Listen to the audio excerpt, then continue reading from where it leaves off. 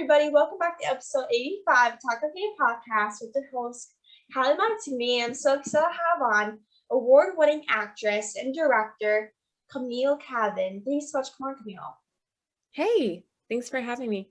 Absolutely. So you're an actress and director. What made you want to start basically doing that and be part of this entertainment industry? Because obviously it's kind of very hard to be in, especially for a woman's perspective. So like what made you want to be in the industry in the first place?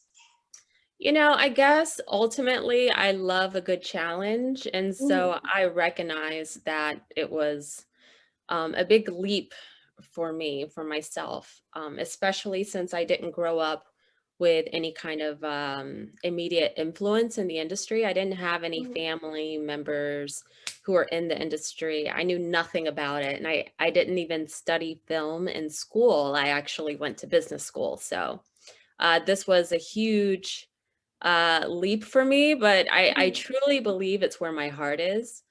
I've always had a love for film and telling stories. And even before I knew really what I was doing, I would write stories and scenes. And so I think it just fits, for me, it fits, and it makes sense for me to have this dream, if you will. Exactly. That's how I was. Like when I was young, I didn't have any influences as well. Like I didn't see myself on screen and all these things. So I didn't know exactly what I wanted to be. And as I grew older, I'm like, I should kind of know by now what I want to be. But I never had any influences. Obviously, my family, now my family within the entertainment industry. Obviously, like I had two cousins that are journalists. So like I was like, I kind of have some background there, but I didn't know exactly what I wanted to do as I got older. Especially during the pandemic, I'm like, started asking my questions to my parents, a lot of questions. And so I'll be like, I know like 2 years later, I'll be asking questions. That is something I'll be doing. But did you ever kind of expect like to be in the like inside the entertainment industry, like as well like, as an actress and director? Because like you said before, like, you didn't have any influences, you didn't know anything about it. So like, did you kind of think like, oh, this is something I'm going to pursue in the future, or just to kind of think like, oh, I'm probably going to pursue like business, like for the future? Because you said you were studying business, right? I did, yes. So, me studying business was a mainly a way to appease my parents, because my mom, she was an accountant, and she believed that in order for me to have any kind of security or be able to take care of myself, that I had to go to college. Not going to college was never an option for me. I mean, it could have been if I really wanted to fight with my parents, but um, for me at that time in my life, I really wanted to make them happy, and that's what was going to make them happy. And I knew that I wanted to be a creative, but I didn't know where to start with that. And I didn't have their support. I remember asking, I really wanted to go to NYU because I thought, oh, I can take some really cool acting classes there on the side, and they don't have to know about it.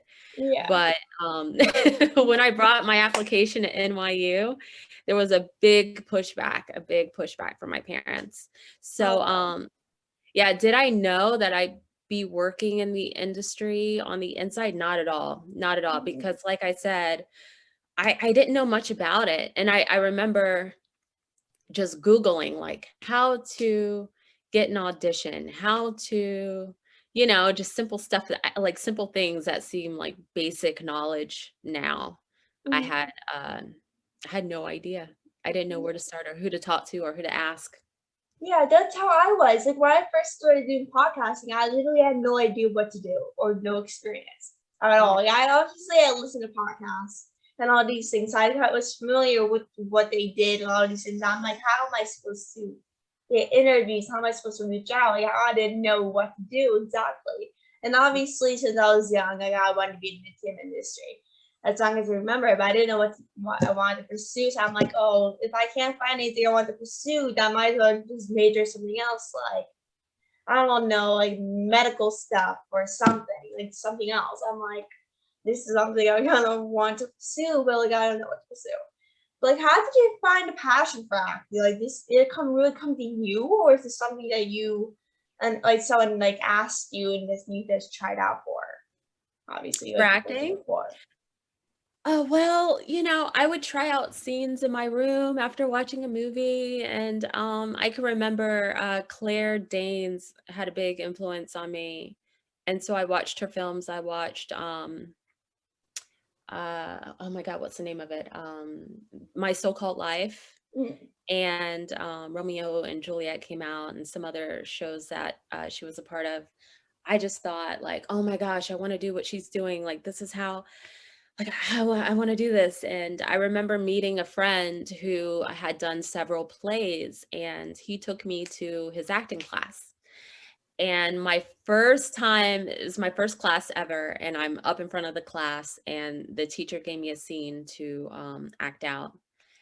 And he said, okay, we'll try it again. And this time, just make some of your own choices between every beat, make a choice. And Mm-hmm. I remember doing that and feeling like, oh my God, the world just opened up to me, feeling like Mm-hmm. this was the ultimate creating space, if that makes sense. For Yeah. me, it felt like I had the most control I've ever had and the most creativity that I've ever had and that I could bring to a project or to something as small as a scene like that. And I just wanted more.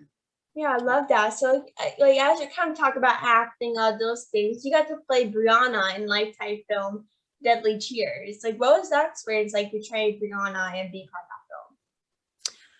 That was an amazing experience. I got to work closely with the director, and she had some really incredible insights to the background of my character, Brianna.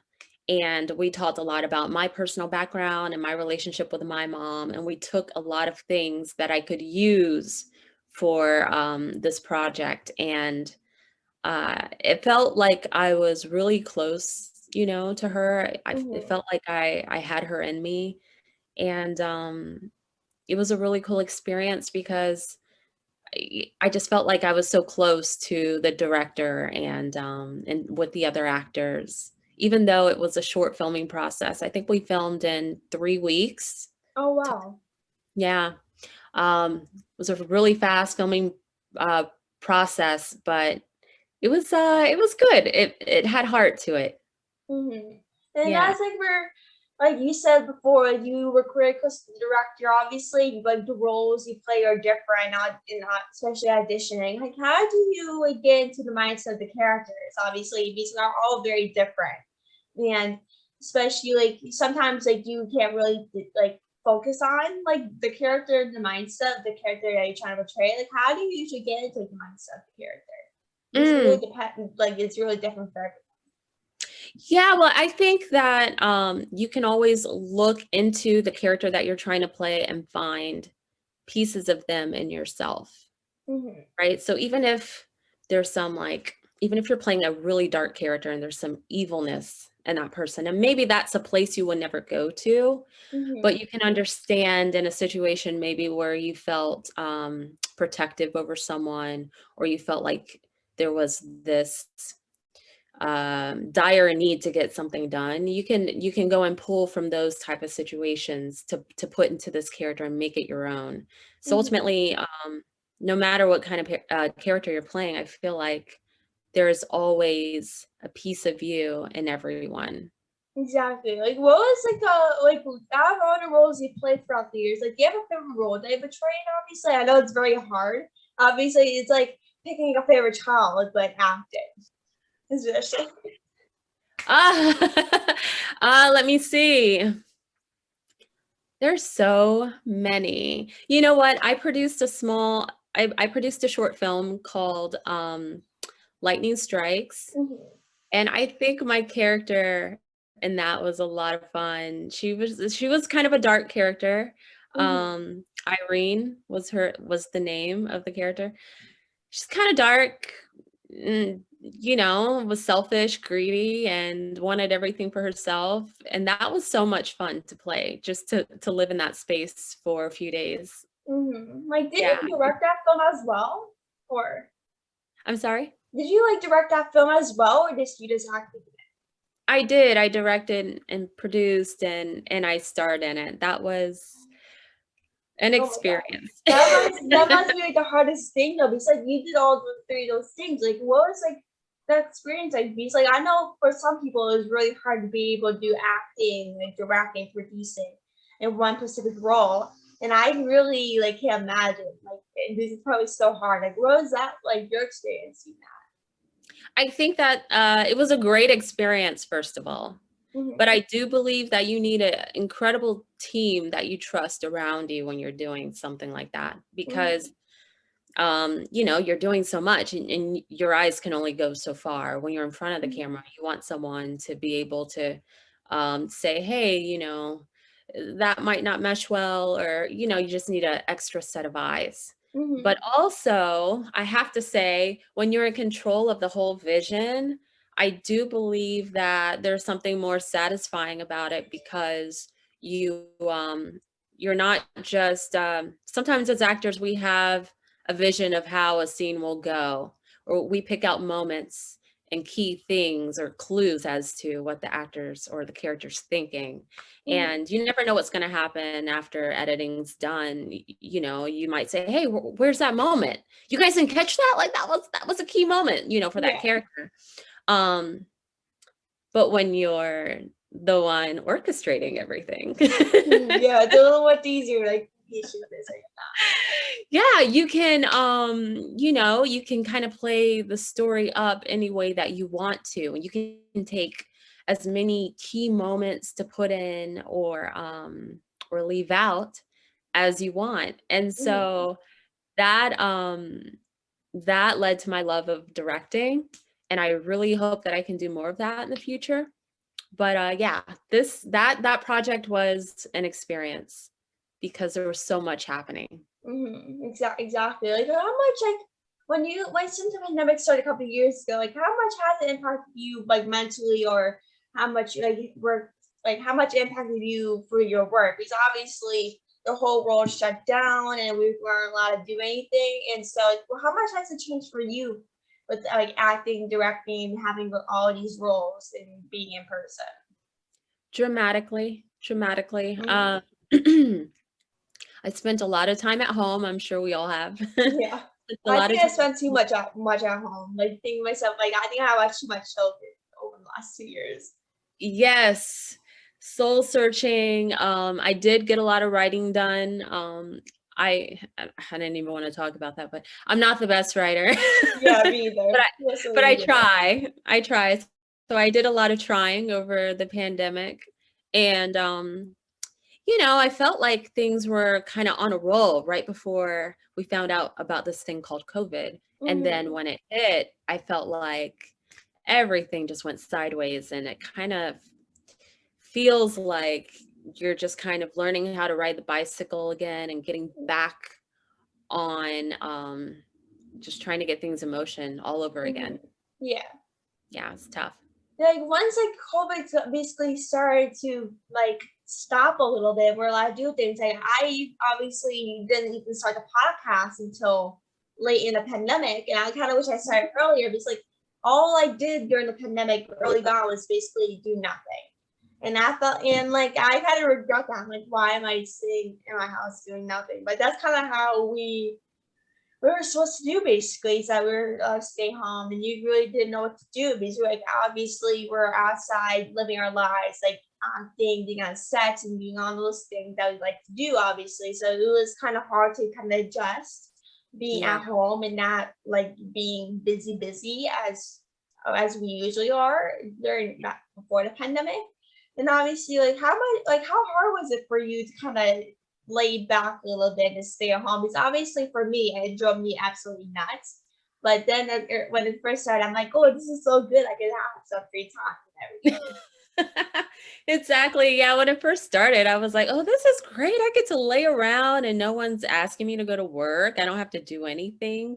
I can catch up on all my shows and just hang out. But there was this underlying fear of what's really happening. What's Mhm. what's going on? Is this the end of mankind, like why is the whole world down? I've never seen this before. And that's when I had to kind of go research some of the other pandemics that mankind has been through, to kind of, I guess, know what to expect or have a clue of what to expect.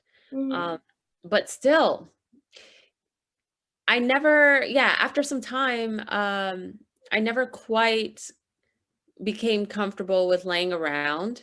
Yeah. And there was just always this antsiness to me, like I've got to get something done. I got to do Yeah. something. I gotta, so I think it was good for me to just kind of be pensive for a while. Yeah, exactly. Like at first, like when I like as of now, like I'm like a workaholic, so I love working.